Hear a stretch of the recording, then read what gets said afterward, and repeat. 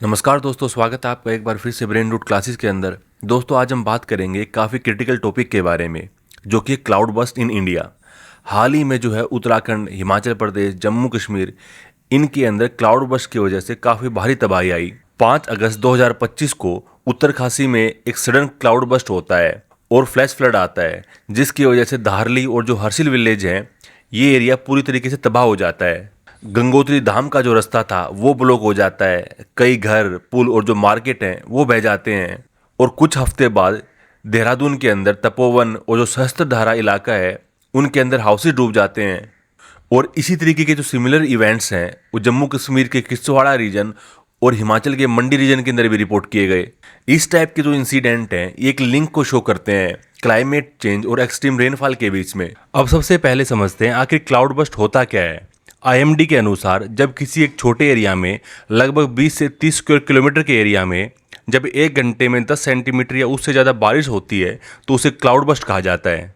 Mountains में ये जो इवेंट है ज़्यादा कॉमन होता है क्योंकि वहाँ पे ओरोग्राफिक इफेक्ट होता है, यानी कि मॉइस्ट एयर माउंटेन स्लोप से ऊपर उठती है, उसके बाद ठंडी हो जाती है और अचानक बारिश के रूप में नीचे गिरती है।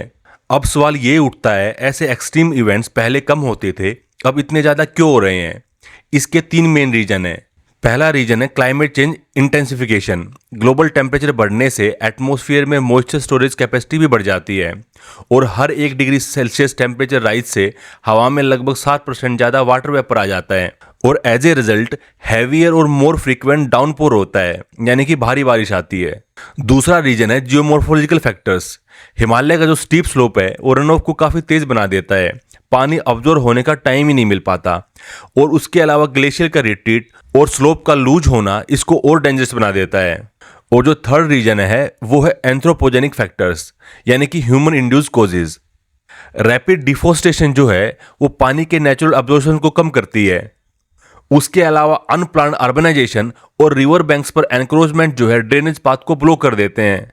क्वेरिंग, टनलिंग और जो हैवी कंस्ट्रक्शन वर्क्स हैं वो स्लोप्स को वीक बना देते हैं। और फिर जब इंटेंस रेन आती है तो डिजास्टर जो है मल्टीप्लाई हो जाता है। दोस्तों, क्लाउड बस्ट का असर जो है सिर्फ हैवी रेन तक सीमित नहीं होता, इसका इम्पैक्ट मल्टी डायमेंशनल होता है। फ्लैश फ्लड्स जो हैं वो हाउसेज, क्रॉप्स और ब्रिजेस तक को वॉश अवे कर देते हैं। उसके अलावा लैंडस्लाइड और मडस्लाइड्स हैं वो हाईवे और जो पिलग्रिम्स रूट हैं उनको ब्लॉक कर देते हैं। इसके अलावा ह्यूमन लाइफ्स का लॉस होता है। उसके अलावा लाइफ स्टॉक और जो बायोडाइवर्सिटी है साथ साथ इसका भी लॉस होता है। और ये सब जो इवेंट हैं एक लॉन्ग टर्म इकोनॉमिक डैमेज को साथ लेके आते हैं। खासकर जो टूरिज्म और लोकल मार्केट है वो काफ़ी अफेक्ट होते हैं। उत्तरकाशी के अंदर जो रिसेंटली ये ट्रेजेडी आई है इसके अंदर 70 लोग मारे गए और लगभग 50 होटल जो है पूरी तरीके से नष्ट हो गए। और जो धारली का बाजार था वो पूरा का पूरा मार्केट पानी के अंदर समा गया। अब देखते हैं चैलेंजेस को। क्यों हमारे पास सिस्टम होते हुए भी इतनी डिस्ट्रक्शन होती है? इसके कुछ रीजंस हैं। सबसे पहला चैलेंज है फोरकास्टिंग लिमिटेशन का। क्लाउड बस्ट इतने लोकलाइज्ड और शॉर्ट लिव्ड होते हैं कि सैटेलाइट उन्हें एक्यूरेटली डिटेक्ट नहीं कर पाते। डोपलर रडार से सिर्फ 2-3 घंटे पहले वार्निंग मिल पाती है और ये जो रडार है हर जगह पे इंस्टॉल नहीं होते। अगर बात करें इंफ्रास्ट्रक्चर के चैलेंज के बारे में तो हिल रोड जो हैं, उसके अलावा ब्रिजेस, हाइड्रो पावर प्रोजेक्ट कई बार जो है हैजार्ड जोन मैपिंग के बिना बनाए जाते हैं। और इसके साथ साथ पुअर ड्रेनेज और जो फ्रजाइल स्लोप डैमेज है वो इंटेंसिटी को कई गुना बढ़ा देता है। अगर बात करें इंफॉर्मेशन एंड कोऑर्डिनेशन गैप के बारे में, मेट्रोलॉजिकल, फॉरेस्ट और डिजास्टर डिपार्टमेंट में डेटा शेयरिंग बहुत वीक है। इसकी वजह से लोकल अवेयरनेस और जो इमरजेंसी रिस्पॉन्सेज हैं वो काफ़ी स्लो हो जाते हैं। अब देखते हैं इसका सोल्यूशन क्या हो सकता है। इंडिया की जो नेशनल डिजास्टर मैनेजमेंट प्लान है उसमें क्लियर गाइडेंस दी गई है कि हमें मल्टी लेवल रेजिलिएंट स्ट्रेटेजी अपनानी होगी। अर्ली वार्निंग और मैपिंग का यूज करना होगा। लैंडस्लाइड हजार्ड जोनेशन यानी कि LHZ ये जो जोन है इनको आइडेंटिफाई करना पड़ेगा और ये आइडेंटिफिकेशन सैटेलाइट इमेजनरी और लोकल मैपिंग से की जा सकती है। IMD और इसरो के डेटा को इंटीग्रेट करके प्रेडिक्टिव रेनफॉल को एनालाइज करना होगा।